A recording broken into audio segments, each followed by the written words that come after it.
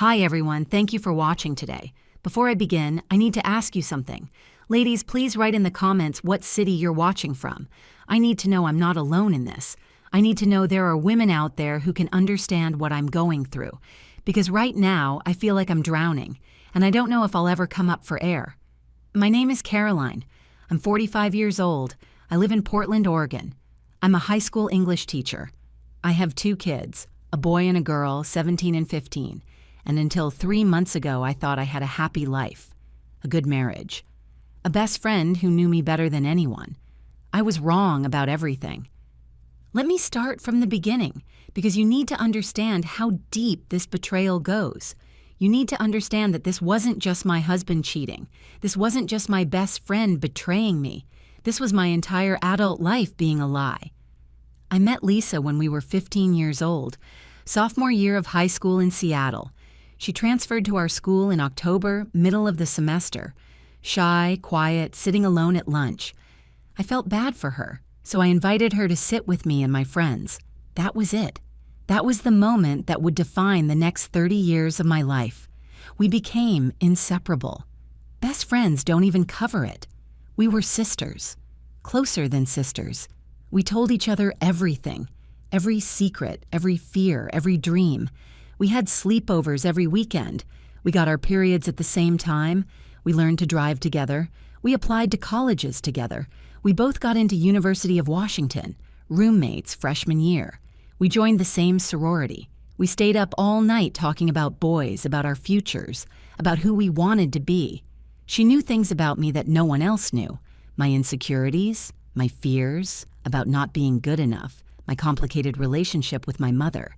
And I knew her secrets too, her eating disorder in high school, her father's alcoholism, the abortion she had at 19. We weren't just friends. We were each other's safe place. After college, we both moved to Portland, got an apartment together. She worked in marketing. I was getting my teaching credential. We were 23, 24, living our best lives, going out on weekends, dating, making plans. We talked about being each other's maid of honor someday, about our kids being best friends, about growing old together. Then I met David. I was 26, working at a coffee shop part-time while finishing my credential. David came in every morning, ordered the same thing, black coffee, blueberry muffin. He was handsome, tall, dark hair, warm brown eyes.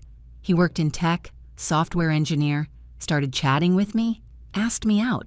I was so excited. Called Lisa immediately. She was thrilled for me. Helped me pick out an outfit for the first date. Gave me a pep talk when I was nervous. The date went perfectly. David was funny, smart, kind. We clicked immediately. I introduced him to Lisa after our 3rd date. I remember that night so clearly. We met at a restaurant in downtown Portland. Lisa wore a blue dress. David brought her flowers, which I thought was so sweet. He wanted to make a good impression on my best friend. They got along great, talked about books, about Portland, about travel. I remember feeling so happy. The 2 most important people in my life, liking each other. It felt like everything was falling into place. David and I dated for 2 years. He proposed on my 28th birthday, took me to Cannon Beach, got down on one knee as the sun was setting over the ocean. I cried. Called Lisa before I even called my parents. She screamed with joy. Came over that night with champagne. We stayed up until 3 in the morning planning the wedding.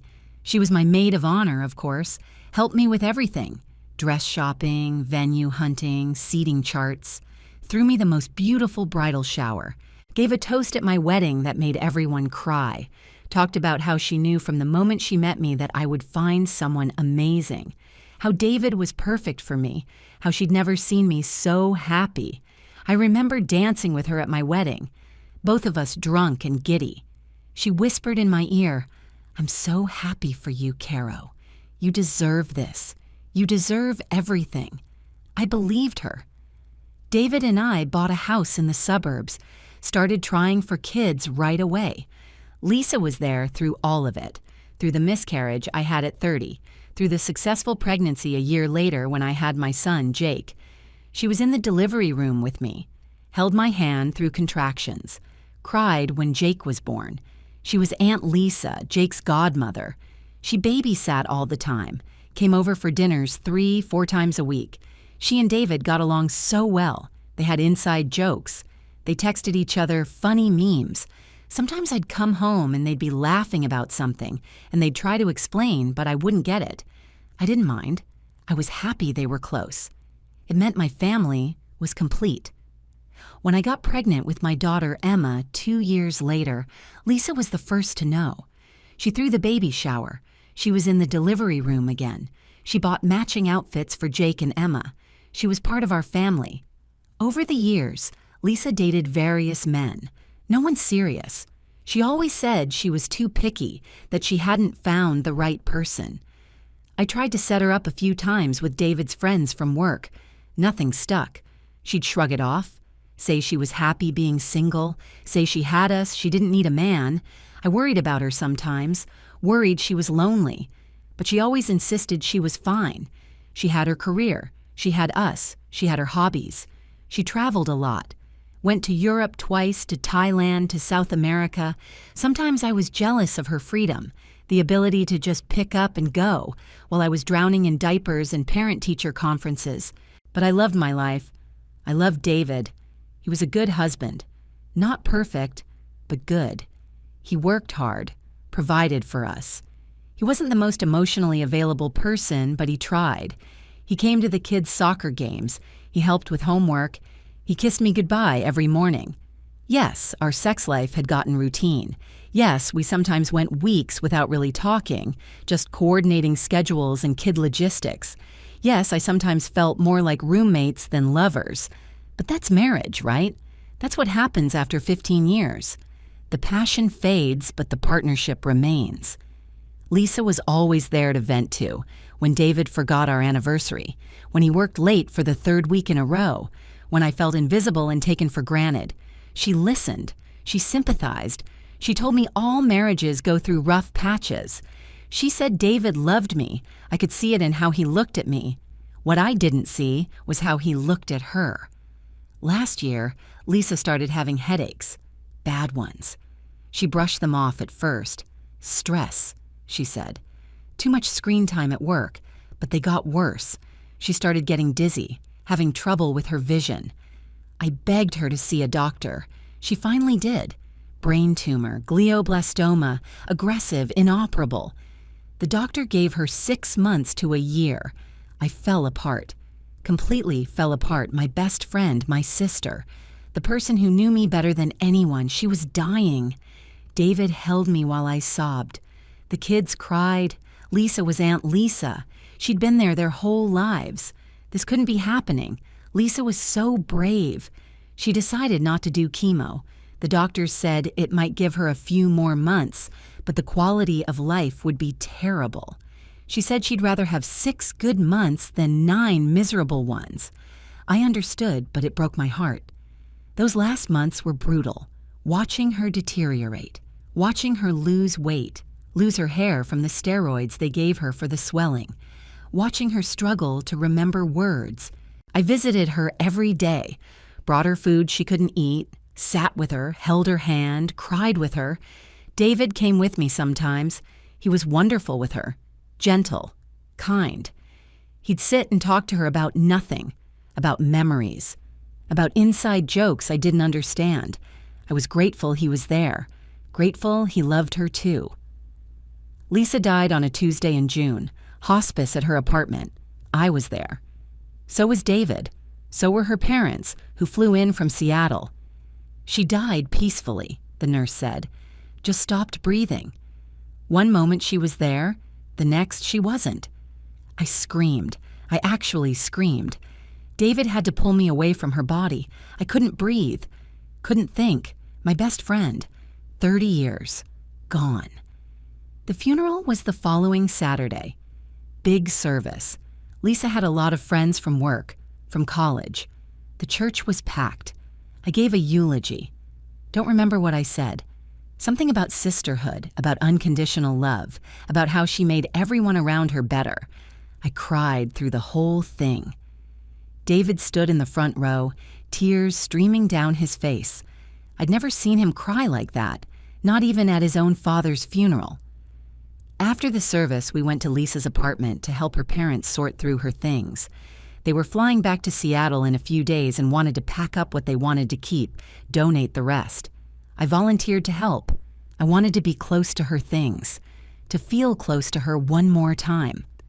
Her apartment looked the same, smelled like her perfume, her books on the shelves, her photos on the walls, photos of us, so many photos.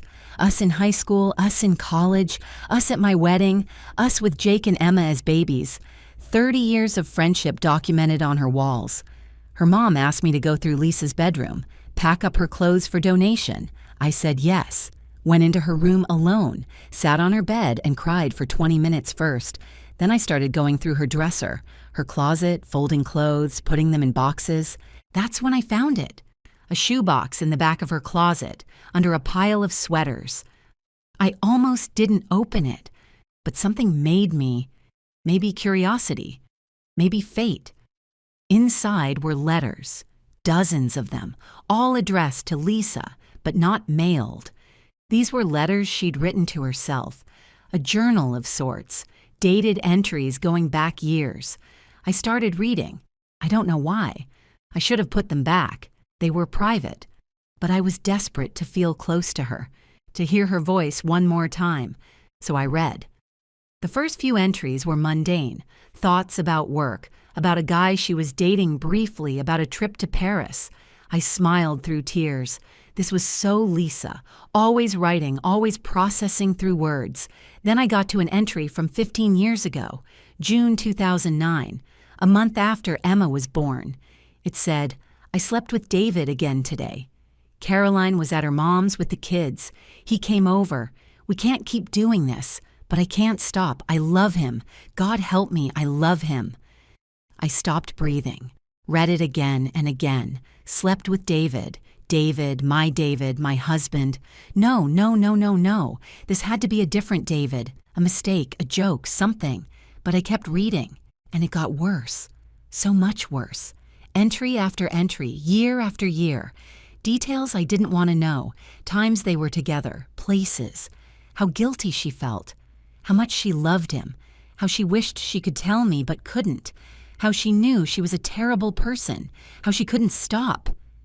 My hands were shaking so hard I could barely hold the pages. The room was spinning.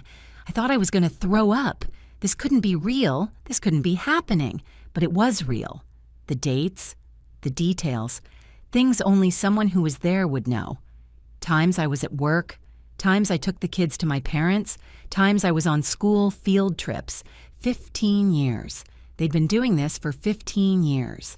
I found entries about them being together while I was in labor with Emma, about them texting while we were on family vacations, about him calling her late at night when I was asleep, about them meeting at hotels when he was supposedly working late. There was an entry from my 40th birthday, 4 years ago. David threw me a surprise party. All our friends came. Lisa helped him plan the whole thing. I thought it was the sweetest thing. I felt so loved. In her journal, Lisa wrote, I helped David plan Caroline's party. We slept together after, in his car, in the parking lot while everyone was inside. I felt sick the whole time, but I couldn't stop myself. I'm addicted to him. I'm addicted to the secret. God forgive me. I read for hours. Read every entry. 15 years of betrayal documented in her handwriting. 15 years of my best friend sleeping with my husband. 15 years of lies. The entries ended a month before her diagnosis. The last one said, I need to end this. Caroline deserves better. David needs to be a real husband. I need to let go, but I don't know how. He's the love of my life. The great tragedy of my life is that I fell in love with my best friend's husband. I sat on that bedroom floor, surrounded by letters, and I couldn't move, couldn't cry, couldn't scream, just sat there numb. Hours passed. Someone called my name, David. He was looking for me. I heard his footsteps coming down the hall. He opened the bedroom door, saw me on the floor, saw the letters scattered around me. His face went white. He knew. Immediately, he knew. He said, Caro, and I said, 15 years. You were with her for 15 years.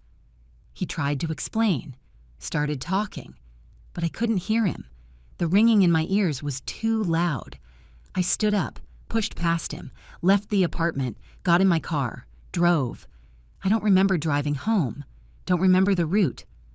Autopilot.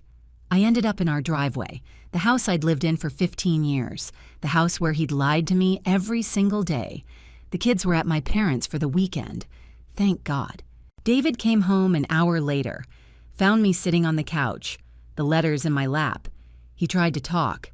I held up my hand, said, I need you to tell me everything, the truth, all of it. And he did. He told me everything. How it started at a work party of mine 7 years into our marriage. He and Lisa had too much to drink. They kissed. It was supposed to be a one-time mistake. But it happened again and again. It became an affair. He said he tried to stop, multiple times. But Lisa would call him or text him and he couldn't resist. He said he loved me, he did, but he also loved her. He was in love with both of us. He's a coward, he said, too weak to end either relationship, so he lived a double life. I asked if he was with her more than me. He said yes. I asked if he ever thought about leaving me for her. He said yes, but Lisa wouldn't let him. She didn't want to destroy our family, didn't want to hurt the kids, so they agreed to keep it secret. Forever. I asked why. Why her? Why my best friend? He said he didn't mean for it to happen. They just connected. She understood him in ways I didn't. They had chemistry. I laughed. Hysterical laughter. My husband and my best friend had chemistry. What a beautiful love story. I asked if anyone else knew. He said no. It was just them. Their secret. I asked if he loved her more than me. He didn't answer at first. Then he said, I loved her differently. That broke me. Completely broke me. I asked him more questions. Questions I didn't want answers to, but needed to know. Did you think about her when you were with me? Yes. Did you compare us? Sometimes. Did she make you happier than I did? He hesitated, then said, she made me feel alive in a way I hadn't felt in years. I felt like I'd been punched in the stomach. This man, the father of my children, was telling me another woman made him feel more alive than I did, the woman who was supposed to be my sister. I asked about specific moments, our anniversary dinners. Were you thinking about her? He looked at the floor. Sometimes. Christmas mornings with the kids. Were you wishing you were with her instead? He said, I tried to compartmentalize. I tried to be present with you and the kids. But yes, sometimes I thought about her. I asked about the night Emma was born.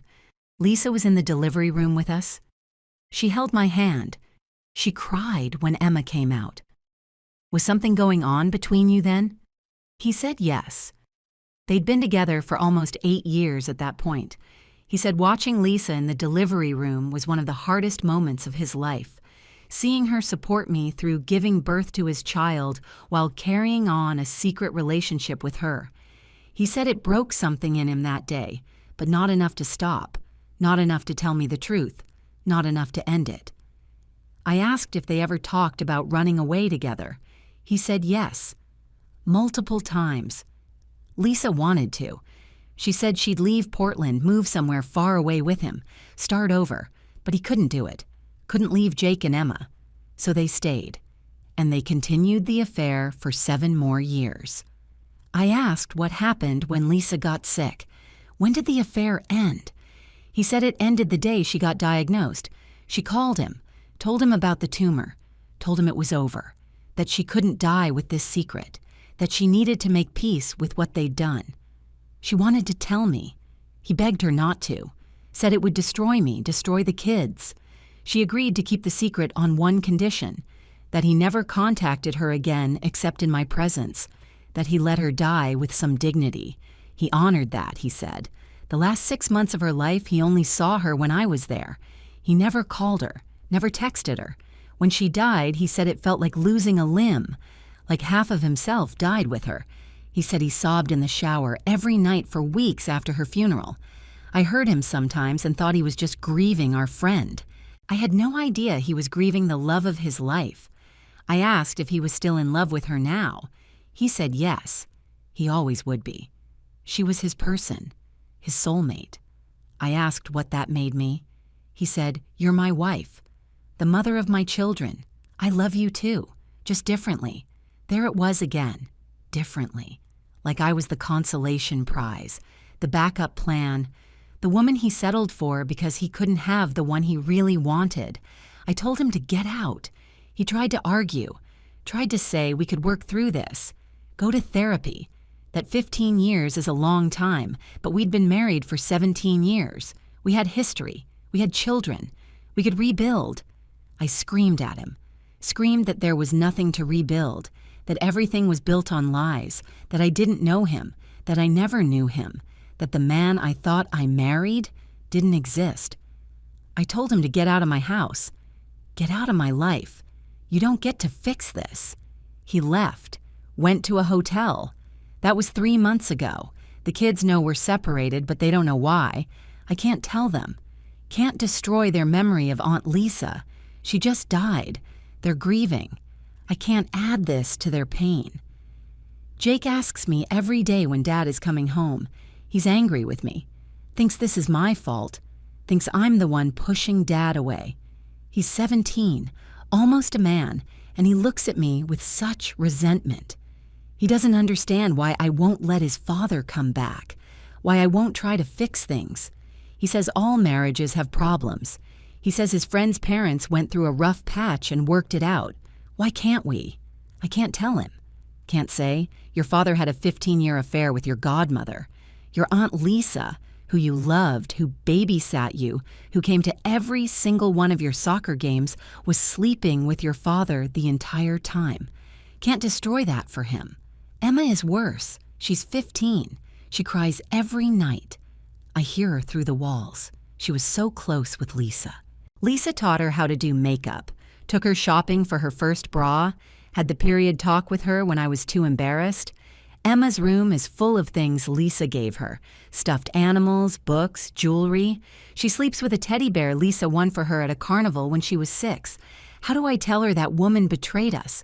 How do I tell her that every gift, every kindness, every moment of love was tainted by lies? I can't, so I let her grieve. I let her think Aunt Lisa was perfect. I let her hate me for pushing Dad away. My parents keep asking what happened. They call every other day. My mom cries on the phone, says she doesn't understand, says we seemed so happy, says David is a good man. Can I forgive whatever he did? Can I try counseling? Think of the children. I told them we grew apart, that we want different things. They don't believe me.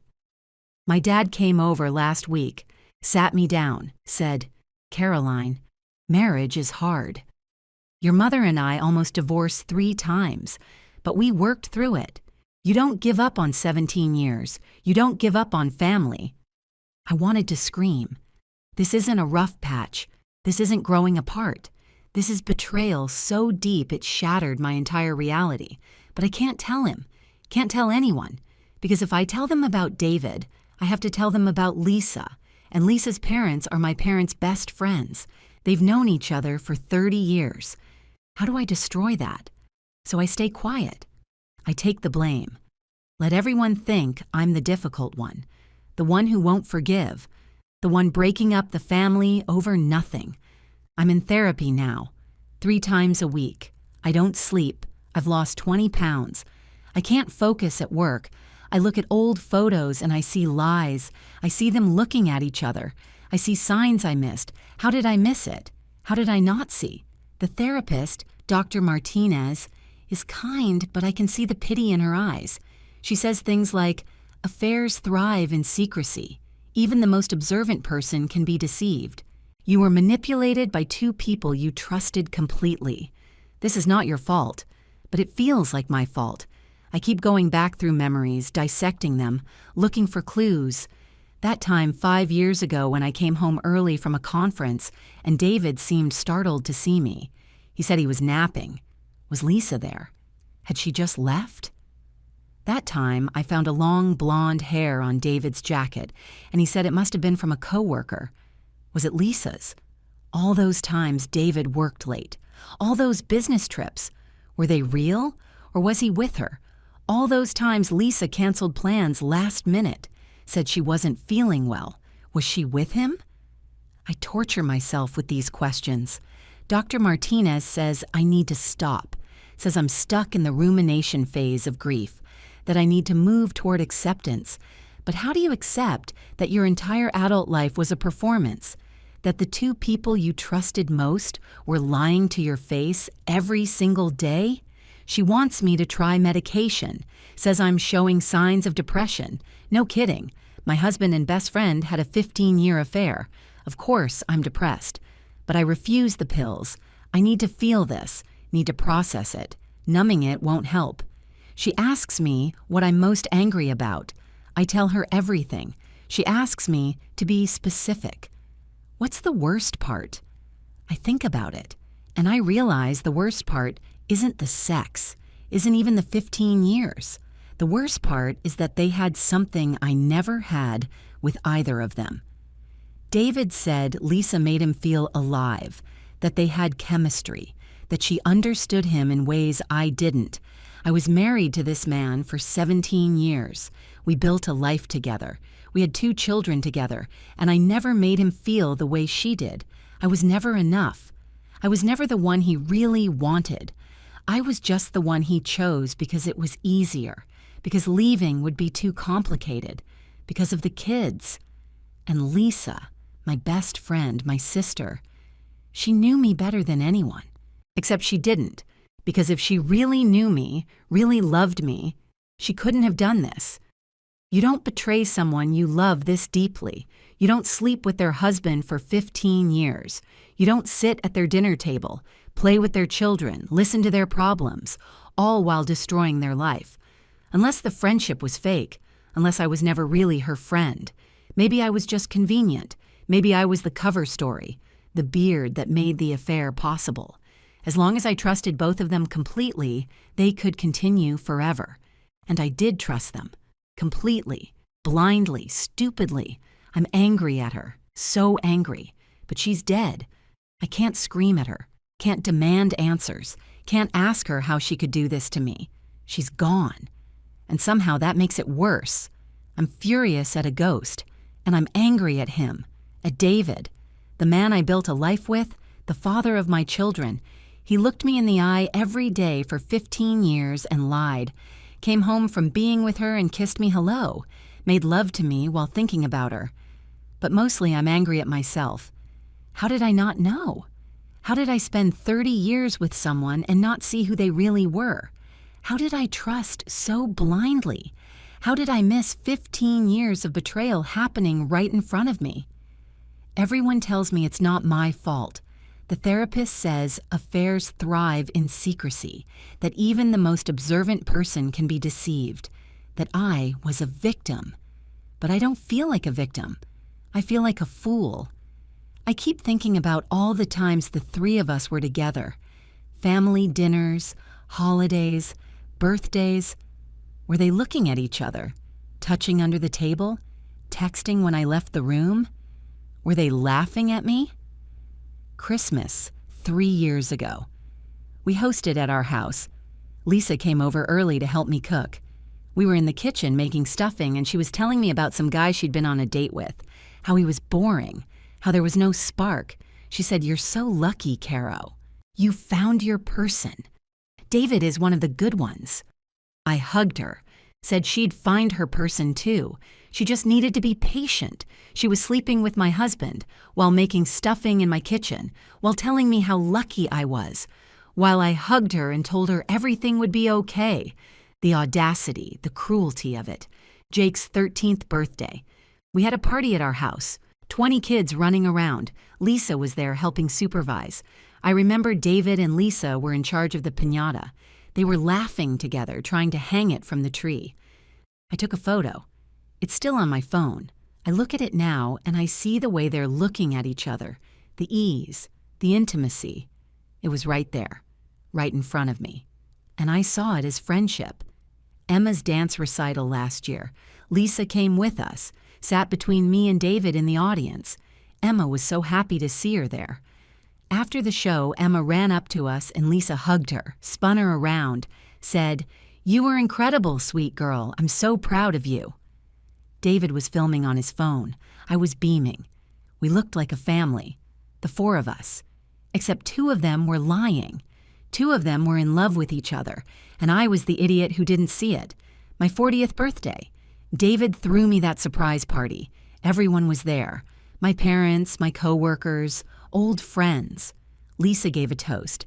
She stood up with a glass of champagne and said, "I've known Caroline for 25 years. She's the most loyal, kind, generous person I've ever met.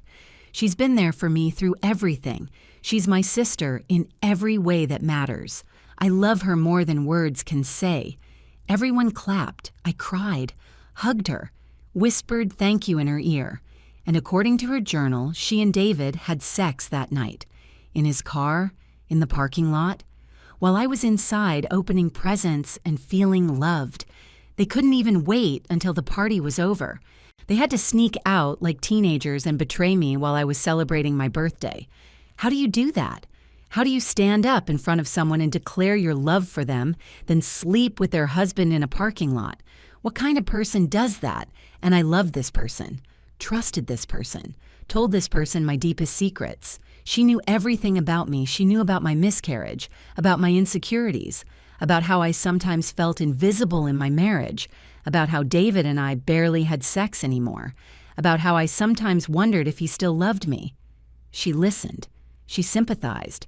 She told me all marriages go through dry spells, that David definitely still loved me, that I was overthinking, and the whole time she was the reason for the dry spell. She was the reason he didn't want to touch me, because he was touching her. I think about Lisa being in the delivery room when Emma was born, holding my hand, telling me I was strong, and all the while she was sleeping with my husband. How do you do that? How do you betray someone you love that deeply? Or maybe she didn't love me. Maybe the whole friendship was a lie. Maybe I was just the inconvenient obstacle between her and the man she wanted. David wants to reconcile. He calls every day, sends long emails about how sorry he is, how it's over, it ended when Lisa got sick, how he wants to fix our marriage, how he'll do anything. Last week he sent me a 20-page letter, handwritten. He wrote about how he fell in love with me in that coffee shop 16 years ago, how I made him laugh, how he loved my passion for teaching, how he knew I was the one he wanted to build a life with. He said marrying me was the best decision he ever made, that having Jake and Emma with me was his greatest joy. Then he wrote about Lisa, about how the affair started as a mistake, how it should have ended immediately but didn't, how he tried to stop multiple times but couldn't. He said he lived in compartments, me and the kids in one box, Lisa in another. He could keep them separate. He said he knows that makes him a coward, that he should have ended his marriage or ended the affair, that living both lives was cruel to everyone. But he couldn't give up either. He said Lisa's death destroyed him, that he's been in therapy twice a week since she died, that he's realized how broken he was, how he used the affair to avoid dealing with his own issues, his fear of intimacy, his fear of being truly known. He said, I knew him as a husband and father. Lisa knew him as a lover and confidant. Neither of us knew the whole person. He kept himself fragmented to avoid being vulnerable. He said he wants to be whole now. He wants to be honest. He wants to rebuild our marriage on truth instead of lies. He said he knows it will take years. He knows I may never trust him again, but he's willing to do the work. He's willing to be patient. He said, I'm the mother of his children. We have 17 years of history. That has to count for something. I read the letter 3 times. Then I burned it, watched it turn to ash in the fireplace. Because words don't mean anything. He could write me 1,000 letters, could apologize 1,000,000 times. It doesn't change what he did. Doesn't change that he looked me in the eye every day for 15 years and lied. He doesn't get to decide he wants to be whole now. He doesn't get to realize he has issues and expect me to help him work through them. He had 15 years, to be honest. 15 years to end it. He chose not to. Over and over, every single day, he chose the lies. And the worst part? I don't think he's sorry he did it. I think he's sorry he got caught. I think if Lisa hadn't died, if I hadn't found those letters, he'd still be lying to me, still be sleeping with her, still be living his double life. The only reason he wants to reconcile now is because she's gone. I'm not his first choice. I'm not even his second choice. I'm the only choice left. I filed for divorce last week. He's not fighting it. Says he understands. Says he deserves this. The kids are struggling. Jake is angry all the time. Emma cries every night. They miss their dad. They miss Aunt Lisa. They don't understand why their family is falling apart. I don't know how to help them when I'm drowning too. Some days I can barely get out of bed. I call in sick to work. I lie on the couch and stare at the ceiling. I think about 30 years of friendship, 15 years of marriage, all of it built on lies. My principal called me last week, said she's concerned, said I've missed 10 days this semester, said my students are complaining that I seem distracted, that I'm not grading papers on time. She asked if everything was okay at home. I lied, said I'm dealing with some personal issues, but I'll get it together. She said I should take advantage of the Employee Assistance Program, see a counselor. I didn't tell her I'm already seeing one 3 times a week. My students can tell something is wrong. Last week, a girl named Maya stayed after class. She's 17, bright, wants to be a writer. She said, "Mrs. Patterson, are you okay? You seem sad." I lied to her too, said I'm fine, just tired. She didn't believe me. She said, "My mom went through a divorce last year. She looked like you do now. If you need someone to talk to, I'm here." A 17-year-old offering me emotional support. That's how far I've fallen. I can't concentrate on anything. I'll be teaching a lesson on The Great Gatsby, and suddenly I'm thinking about Lisa, about betrayal, about people who smile to your face while destroying your life. Gatsby loved Daisy for years, built his entire life around winning her back, and she let him die for her. She was a coward who ran away, just like Lisa was a coward who died before I could confront her. At night, I lie awake and replay conversations. Things Lisa said over the years that take on new meaning now. 3 years ago, she said she could never get married because she didn't believe in the institution. She said marriage was a trap. People stay together out of obligation, not love. Real love is free, she said, not bound by vows or papers. I thought she was being philosophical. Now I realize she was justifying the affair. She was in love with a married man. Of course, she thought marriage was meaningless. 5 years ago, we were drinking wine on my back porch. Late summer night. Kids were asleep inside. David was at a work thing. Lisa said, "Do you ever wonder what your life would be like if you'd made different choices?" I said, "No, I'm happy with my life." She said, "Really? You never wonder about the road not taken?" I said, "I chose David. I chose this life. I don't regret it." She got quiet. Then she said, "I think about alternate realities all the time, versions of my life where things went differently." I asked, "Like what?" She said, "Nothing specific, just wondering." Now I know. She was wondering about a reality where she could have David without destroying me, where she could have her cake and eat it too. Other days, I'm so angry I could break things. I want to scream. I want to tell everyone what they did. I want to destroy Lisa's memory the way she destroyed my life. But I can't, because she's dead. And what good would it do? Her parents don't know. I couldn't tell them. They just lost their daughter. I couldn't add this to their grief. So they think Lisa was this wonderful person. They think she loved me like a sister. They have no idea. Maybe that's for the best. Let them have their memories. Let someone remember her fondly, because I can't anymore. When I look at photos of her now, I don't see my best friend. I see a liar, a betrayer, someone who smiled to my face while stabbing me in the back for 15 years. And David, when I look at him, I see a stranger. The man I thought I knew never existed. He was always a liar, always a cheater. I just didn't see it. I don't know how to move forward from this. I don't know how to trust anyone again. If my husband and my best friend could betray me this completely, anyone can.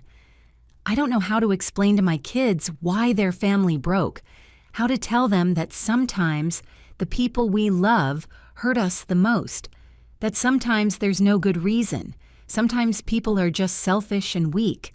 I don't know how to be Caroline anymore. The old Caroline died in Lisa's bedroom, reading those letters. I don't know who I am now. A divorced single mother? A woman who wasted 30 years on a fake friendship? Someone who was too stupid to see the truth? So I'm asking you, everyone watching, how do you survive this? How do you survive a betrayal so deep it destroys your past, your present, and your future? How do you grieve someone who betrayed you? How do you hate someone you loved for 30 years? Please write in the comments. Tell me your stories. Tell me I'm not alone. Tell me your city, your name, anything. I need to know there are other women out there who understand, who have survived something like this, who made it to the other side. Because right now, I don't think I will. Right now, I feel like I'm lost in the dark, and I don't know how to find my way home. Thank you for listening. Thank you for being here. I needed to tell this story. I needed someone to know the truth, even if my family never does, even if Lisa's memory stays perfect and untarnished. At least now someone knows. Ladies, please comment below. I need you. I need to not feel so alone.